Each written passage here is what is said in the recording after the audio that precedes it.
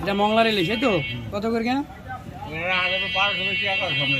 আচ্ছা 1100 টাকা যাবে। এটা এটা আগে 700 টাকা 3 কেজি হবে। এটা 700 টাকা শরীয়তপুরের মাছ। আচ্ছা আর এটা? এটা 2 কেজি একটু কম হবে। এটা হাজার 1000 টাকা। এটা পাবেন 1000 টাকায়। আর পরেরটা এটা আগে 600 টাকা 4 কেজি হবে। 600 টাকা 4 কেজি। আর এই যেদিকে আছে চিংড়ি মাছ একদম তাজা। চিংড়ি কত করে? চিংড়ি বড় 1200 টাকা। চিংড়ি আছে এটা 1200 করে। পরেরটা? পরে টাকা 1000। আচ্ছা এই যে এটা 1000 টাকা হলে পেয়ে যাবেন। আর এটা 1200 এই তো?